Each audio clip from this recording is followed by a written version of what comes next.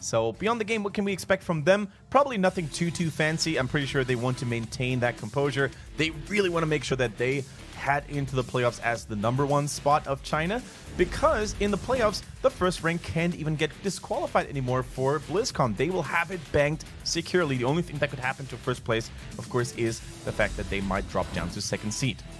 Exactly, and here we see KT looking to try and ruin the streak of Beyond the Game.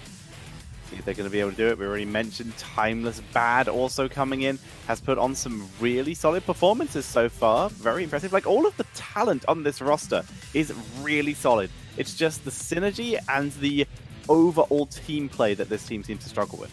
Yeah, they've got great individual players, as you just said, Tetcher. Bad, formerly known as Andre, he was able to gather some international experience, some offline experience there on an international tournament when he represented the one at the mid-season brawl. Fortunately, didn't turn out too well for his team because China has been, looking for that big success for a long time now on an international stage. But still, as you said, individual talent, they just need to somehow shape and bend it into a nice 5-man unit.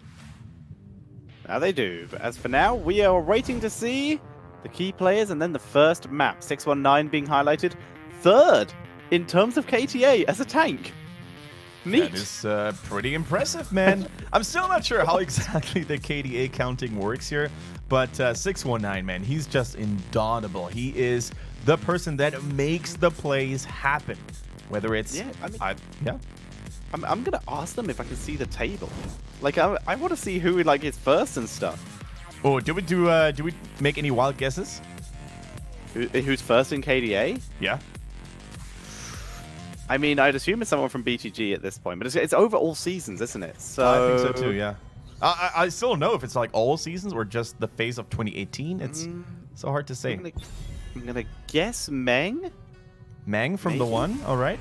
I'm gonna go with Dancing from Beyond the Game. Right, that's also a fair shout. I'm gonna ask them. We don't know if we will get it, but those are our guesses. If we might see it, who knows, in the key players as we move on to Dave. In fact, as we for now see Whitemane and Diablo banned out. Yep, no Whitemane and no Dibbles. Going back to the standard here. The teams, they don't even take that much time anymore to think about it, which on the one hand is kind of cool because it really shows that the Chinese teams seem to be on the same page here in terms of what is good at the moment. On the other hand, it sometimes makes me think of the fact that either they are too lazy to ban anything else or they're just not really doing a lot of research, because not every team is going to play Genji, for example, to the same success, right? So against certain teams, you could sometimes then forget about the Genji ban and maybe take away the Maiev, for example. But yeah, let's see what the Maiev is able to do. KT already had good success with it in the past. It's a brave move, BTG allowing Maiev through the ban phase and banning out 2 supports. But that is also a brave move by KT, ignoring picking up a support in exchange for the Maiev. So now BTG, what's their priority support-wise? Which do they think is the next best? They don't pick one. Very interesting, because it's just the fact that Decade and Whitemane are the only supports that ever really see bans. So this is the fact that apparently BTG just don't rate any of the other supports to be first pick worthy. Yeah. And I think that's kind of a very fair assessment right now. I mean, Malfurion lost a lot of his power because Ice Block was removed and some of his talents got shifted around. So he's still a decent tier 1 support, I would say, but nowhere near as high of a prioritization as the other one. Alex Ross, on the other hand, especially in China, she continues to win games. I would actually love to see her win ratio. Unfortunately, we don't see it right now. So what's really left there for Beyond the Game? Maybe the Rhaegar, maybe the Kharazim, who's been doing so well as of late. Those are potential options. With ban-wise, we could probably see a main tank ban. I would assume something like a Garrosh or maybe the Muradin. No, they're going to stick out there with the Reyna, as they already have the Phoenix themselves, and Blaze does add a lot of slows.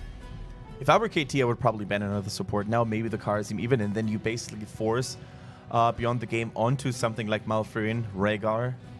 We haven't seen any Uther whatsoever, so yeah, I think it's really just those two left in the mix. Occasionally, I guess, depending on the map you're playing on, you could sometimes have Lieutenant Morales in there on Braxis, for example, but aside from that, I think it's pretty much that. All right, or you ban out the Muradin, so you're basically getting into this tank choke point where both top tier tanks are now gone. That leaves Johanna open, a Garrosh. I'm not sure if I agree with this Muradin pick. Ban, sorry. It's definitely interesting. I mean, they're not first to pick on tanks, so unless they're planning on running something unexpected, then yeah, I'm a little confused. We see the Garrosh come out immediately because, yeah, I mean, I guess that just means KT can just go Johanna, and that's fine. That's not a big deal at all. Yeah, Johanna, I mean, I don't see any... Wait a minute. Main tank Leoric? Maybe? Or just triple tank. Maybe they're trying to duplicate the... But they already have style. Maiev. They would have no range then. I mean, that's not the worst thing. Cassia. Okay, so yeah, main tank Blaze / Leoric. Which one is the main tank player playing? Yeah. All right. So much interesting stuff coming out here already from KT. Now, what do you put against that? Definitely, you could. Okay, they need a support. Never mind. So, which support would make a lot of sense here? Maybe Malfurion and going for that Twilight Dream against Cassia for that extra burst damage. That could be good. Uther as well. There's not exactly a huge amount of damage. Stukov makes a lot of sense. There's not too much burst damage outside of the Maiev here. So yeah, we're seeing Timeless. Main tank Leoric Timeless. All right, ladies and gentlemen, if there's one player that I would love to see execute this strategy, it would be him for sure. Lokta we saw for BTG. Now it looks like HGC China has entered this weird state in which we've seen double tank Muradin Garrosh before. Now it's Leoric and Blaze without really having any main tanks. So, well, I'm not really optimistic into the KT draft. I think it could have some surprising punching power. Yeah, I don't really know what's happened in this draft. It's certainly distinctive. We would like to give you some in-depth analysis on KT's battle plan, but we have never seen anything like it in HGC China as of late. So I guess the reasoning behind it is, right, you want to have lockdown. So you drop the Entomb, you follow it up by a Warden's Cage or vice versa. You also have a bunker just in case things go south. Oh, is it actually going to be bunker? Is it going to be combustion? Maybe? I mean, no, it's got to be bunker, right? You can't get away with running a main tank. We said that last game about taunt. I did. I was wrong. I will admit that. But you can't, surely. All right, ladies and gentlemen, is it going to be another secret strategy unleashed by KT failing miserably, or working like a charm if you catch your opponents off guard? But they are bringing in the secret weapon against the big guns of Beyond the Game. So who's going to come out on top here? We're going to find out in a bit here. We're going to tomb off the Spider Queen, by the way, with BTG represented by 619, LLK, Druid, Dancing, and Loktar. And on the right-hand side, it is KT with TWTWT, with Kiaru, Lotus, Timeless, and Bad. I think I did one too many WT there. No worries about it. He brought this upon himself by extending his nickname into another TWT. This is true. No surprises there at all. All right. Ladies and gentlemen, who do you believe is going to take it? A little bit of feedback on Twitter or Twitch here in the live chat would be amazing. So feel free to let us know if you believe in KT and their secret ingredient with a double bruiser front line, if you will, and a Maiev to top things off, or a more standard and more stable way of dealing with things here by Beyond the Game. It's going to be really hard to punch through this front line as well for KT, right? You have Irel, who can kind of take care of herself, Garrosh, and the armor kind of ignored by Leoric to a certain extent, but yeah, especially Junkrat as well can always cause so much mayhem, so much knockback potential. Not going to be an easy ride for them. Not at all. Shots come out, or at least the Spirit of Vengeance, sorry, comes out. A little bit of wave clear from Bad. Game's starting off quite slowly.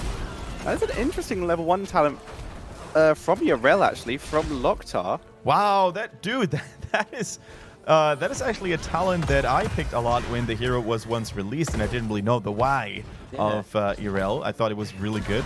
It is the Light of Karabor.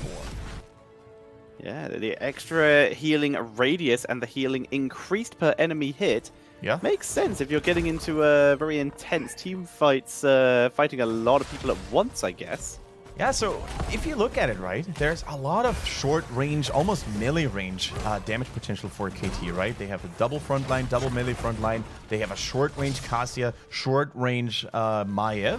So whenever Loktar on that Irel now uses Light of Karabor, then it's actually going to be a surprising amount of self-sustain, and they're definitely going to need that self-sustain, that healing, if they want to protect themselves through all this potential burst damage coming in from the Cassia, from the Maiev.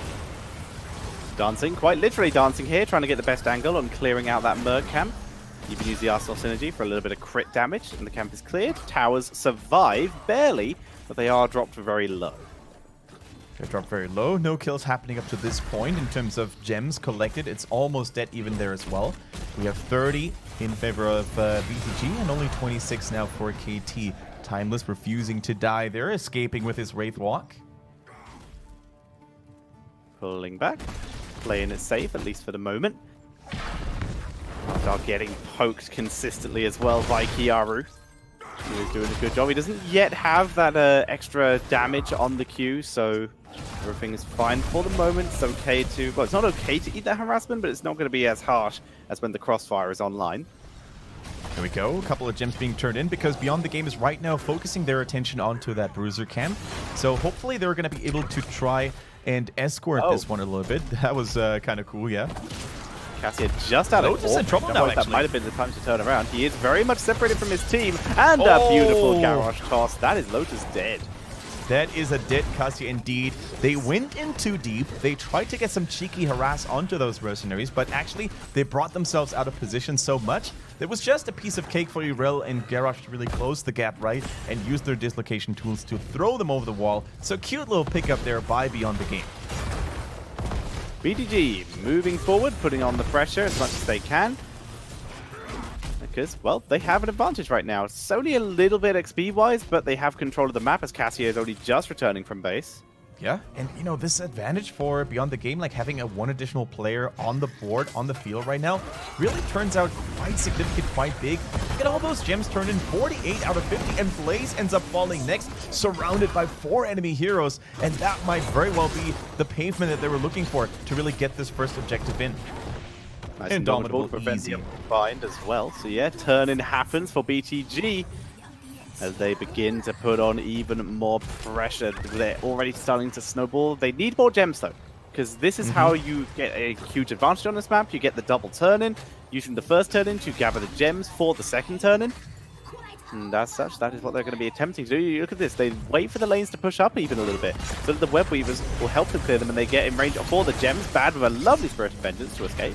Yeah, almost the combo had worked out. You know, if that silence goes through from Druid on the Stukov on Maiev, she can't even use her Avatar of Vengeance to blink to safety, right? So the idea behind it was good. Unfortunately, the execution wasn't picture perfect. So anyway, it doesn't really matter if they get the kill or not because those Web Weavers are already knocking on the doors of KT.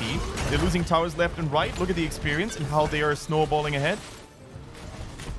They're looking good. They actually lose a couple gems behind the wall there, which is not ideal. Once again, remember, they're trying to gather as many as they can. But minion waves aren't grouping up. Web Weavers, though, also not doing too much damage. Mostly front walls. The first Web Weaver wave is always a little weaker. But this is a relatively early turn-in, so this is why we are seeing this little value. That is true. Look at Leoric, by the way. He is currently holding a lot of the gems of KT, actually the majority of it. So when you are holding all those gems, right, you need to be super careful on where you rotate around the map on Tumulus Predicate. If you get caught in the rotations, if you're not being, you know, patient and careful about where you move on the map, and when you do so, you are going to end up dropping gems, and that will put your team so far behind. Mercenary camp stolen by KT. Are they going to be able to save Maiev? Yes, they are. She's fine for the moment. They're going to need her once level 10 hits, but it's going to hit significantly quicker for BTG.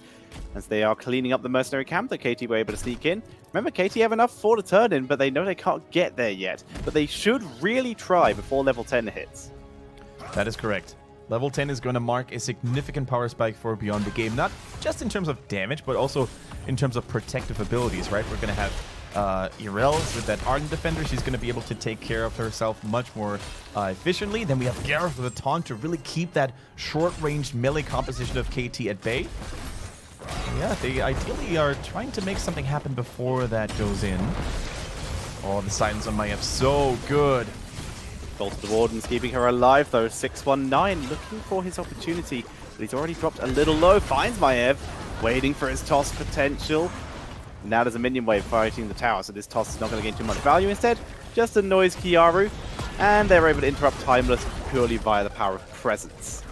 Purely by the power of presence. Dancing and LK, that is long distance poking at its finest here by Phoenix and Junkrat. How are you even supposed to... Oh, the interrupt on the Jet propulsion there. That might be the end of Blaze. He ends up falling. The silence is zoning everybody away. They even use the pulse. The barrage here from Phoenix. Get another kill. Nicely done with Cassia down. They don't get the second turn, but they are unable to chain this together as KT did sneak theirs. What can they make out of this? How much can they get this defense in? Because if they can deny any towers, then that would be huge, and BTG will be able to snowball so hard. Now, good news for KT. They finally got their first turn in, right? Bad news for KT, unfortunately, they lost members just shortly before that happened. So now they're not going to have the manpower to actually protect these web weavers. And look how squishy they are. Look how vulnerable they are to enemy focus fire. Top one has already been killed off. Now BTG is moving towards the middle to dispose of that one. And only Loktar here on Irel is in that bottom lane to keep those minions and objectives at bay. You see the push-up coming in. Loktar just trying to interrupt Avenging Wraths as well to zone out the enemy team as much as possible. With this Web Weaver falling pretty quickly, actually. This is a stellar defense by BTG, but it has given time for KT to grab their heroics. Now they just need to defend the turn-ins and wait until they have enough gems themselves, because they're already pretty close. Tetra, looks like we're pretty terrible at predicting heroic abilities this time around. Neither does Leoric go for the Entomb to set things up, nor does Maev go for the Warden's Cage, instead going for Containment Disc. And Blaze also, we kind of suspected, you know, maybe him trying something different this time. Okay, I did. I'm not gonna lie, I did. I will join you on a lot of ventures, friend, but I ain't getting on board that shit. But yeah, super surprising, isn't it? Especially the Containment Disc. The Containment Disc is interesting. It definitely gives them isolation potential and can actually wreck Phoenix if they can get a really good Containment Disc to deny. That was a mid-air bunker landing. That was kind of cool. Here comes the lightning ball, but not able to get too many bounces as 619 was able to disengage very quickly. The saddest of lightning balls when it only hits one enemy hero and then that was it. Because you definitely want to spread those a little bit more here. So Lotus unlucky this time around. Or maybe just with the wrong timing sense here. Now, Containment Disc, we haven't really seen it in action. The way you normally want to use it is against a target that has either a channel ability or is using something like a Dragon Blade, so you basically make them waste a lot of the duration of that ability. But I don't really see any of the heroes... And you know, maybe Junkrat as an interrupting tool, but you already have your Tether, which should work in the first place. Speaking of Containment Disc, just a defensive measure here to keep Garrosh at bay, it seems. They're holding it together. Garrosh, he's moving in. He's trying to get these targets, so it makes a little bit of sense to just try and keep him at bay, and if you can, prevent that taunt going down. But for now, they have it on cooldown. It's just by 619. It's just charging at people. Just reckless abandon. Yeah, and when you know that you have such a lead, not only in experience, but also in terms of cooldowns, and of course you play a lot more aggressively. Oh man, the flank was real by Loktar, preventing Blaze from actually escaping by interrupting the channel. The bunker has to be used immediately as a defensive measure tool, and that is huge because now BTG knows that they can actually go deeper than they could have otherwise. See the dodge by LLK, not getting caught out. Down goes that fort. The Web Weaver still pushing in as well as his bot lane, but they're all very low. They're not going to get too much more. They might even get one Spider Summon max. But that's probably going to be it. Mid one actually might get a little more due to the fact it has a bit more health than the rest. One more purple wave for the road. Here we go, taking down another tower. The bottom wave here goes for another wave as well, executing minions there at the same time as well. The top ward was, you know, saved though for KT, so at least they stopped the experience onslaught by beyond the game a little bit. Let's see. Still a mighty lead. How many gems are in the pockets of KT? Actually a pretty significant amount, so if they manage to get one in and save all the heroes, because you really don't want to lose them shortly after the payment, then they could maybe stabilize and come back from this. There is a chance, but they need to be able to get to that turning point, which right now BTG have full control of with a 2-level lead or a 1 and a bit level lead. So it's going to be difficult to get that turn and counter attempt, but it's only going to take one decent team fight. And that looks to be what they're looking for. They're moving out across the map. This is probably their last chance to be on even talents for a while before BTG hit level 16. And they're going to try and move in for this bottom turn-in area. That's basically all Beyond the Game needs to do right now. Keep track of those turn-in locations. Always have one member near each of those. So you basically deny the only comeback possibility, one of the few comeback possibilities of KT, which would be a Wet Weaver wave, right? 619 actually. He is, you know, he's seen already. The vision has been granted by Alex Rasa. He doesn't care. He's a tanky orc, and he's not afraid to show it and make those plays happen. 619, quick knock up onto Kiaru, who immediately turns around and focuses him. But locked up. Fine for the moment, still very tanky. See, and that is the problem, Tetcher. Who of KT is going to make that engaging play? They don't have Entomb. They don't have the Warden's Cage. All they can hope for is maybe try to catch someone with a Containment Disc. But since KT can't really make anything happen, guess what's going to happen? 16 is going to hit, more talents unlocked for Beyond the Game, and then they're going to have to wait for a long time again until they can fight on even terms. And also, by giving Beyond the Game so much time to farm those gems, they're going to give them another turn as well. So I really don't like this passive play by KT. Yeah, they've lost their opportunity to really make something happen, and as such, BTG are turning in. That's going to be yet another Web Weaver wave. As you said, that's going to guarantee at minimum top fort, but it's keeps that are now all in danger as BTG are moving very aggressively without Junkrat available. They're going to try and grab Timeless here.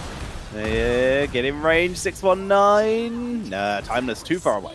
Too far away. The 13 talent, of course, allows him to Wraith Walk for a longer period of time, which eventually will save Timeless as well.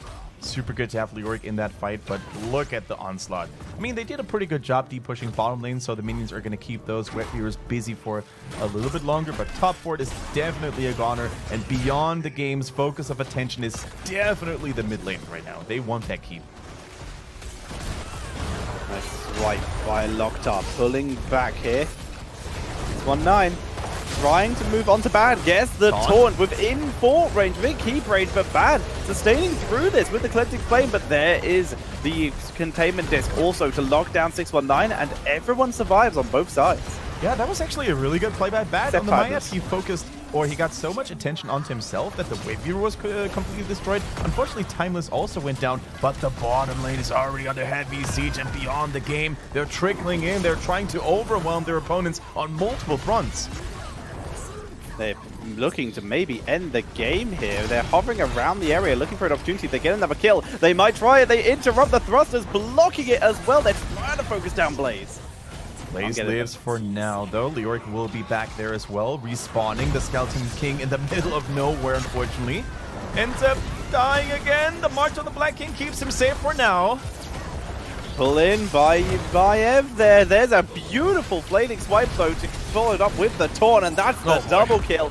Looking for Baron, who gets the bottom of the waters and is caught with the Groundbreaker. BTG move through, completely shut down the counter-engage attempt, and they are going to take game number 1. Yeah, KT just successfully defended the base. I mean, they lost a keep, sure, but that was not game over by any means. But when the core falls, you know that there is no more hope left. They were baited out too far. They got caught as well by a beautiful turnaround with BTG and Stukov actually getting a clean double kill.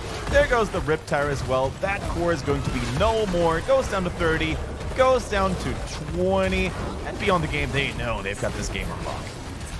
Nicely played. Beyond the Game, already securing themselves at least 1 point, so they're going to be moving up to 10 points in the table, unless they win today, which will put them up to 12. That's a lot of points. Holy smokes, man. Beyond the Game, they showed chill, they showed nerves, and from start to finish, they were in control. But once again, I can't help but feel, Tetra, that most of the problems KT struggled from were house-made, were homemade, right? With that draft, can't really engage anyone with those heroic abilities either. Yeah, like, what was their plan to engage? March of the Black King and hope the enemy stands still? What